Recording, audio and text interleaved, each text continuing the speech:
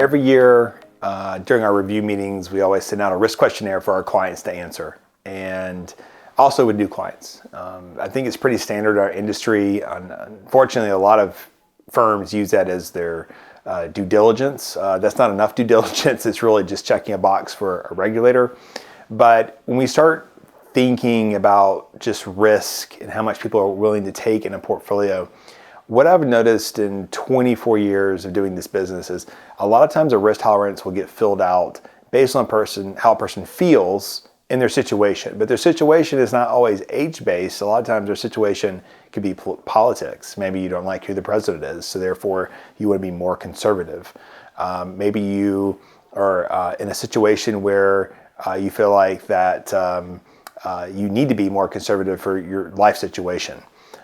In the end, I think most people have this preconceived notion that as they get closer to age 65, they have to get more conservative and have these, grandparent-like portfolios with lots of bonds in it. And the reality is that we're living a lot longer now. So to go from 65 to age 95 is a pretty long stretch. And so just because you're retiring doesn't mean that your portfolio needs to be retiring at the same time. A lot of times we actually need that growth potential inside the portfolio, which means more risk to keep up with inflation, especially over the last 5 years. So when you think about risk tolerance as you age, I think people will think, well, if the market really falls apart, then I don't have as much time to make up for it. And I don't know that we're thinking of that in the right manner. Really, when it comes down to successful retirement, it comes down to cash reserves and a small portion of maybe your bond portfolio. So you think about if you have 2 years worth of living expenses in reserve in cash today that should earn around 4.25% interest. And then maybe the next 5 to 10 years you have in short-term bonds, very conservative. Everything else after that is probably things you won't really touch in your lifetime. That can be the equity side of your portfolio. So typically this looks like 60% stock, 40% bonds. In a lot of our clients' cases, because we are a wealth management firm, we have clients with significant assets, they'll be 70% stock, 30% bonds, plus their 2-year cash reserve, in some cases maybe a 5-year cash reserve. So you can actually take on more risk in retirement than what you're realizing if you think about in terms of how you would need to access money. So many people think they have to get conservative in retirement. They end up making foolish decisions like buying annuities, buying whole life insurance policies.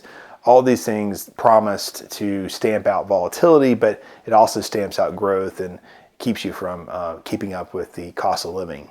So when you think about risk tolerance in terms of how you're feeling, it's okay to have your emotions and how you feel today, which that might come out with a more conservative, depending on where you are right now. A lot of people are more aggressive because they see a pro-business administration. Therefore, we should see good results in the stock market.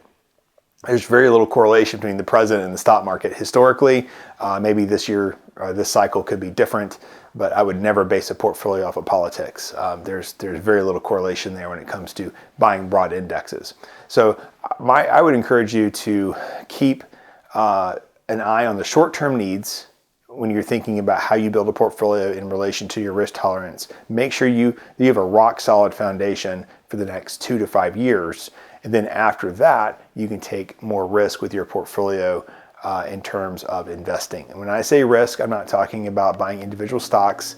Just using something as simple as the S&P 500 is plenty risk enough. It beats most of the averages as far as portfolio managers go, and it'll work really well over the long term. Hope this helps.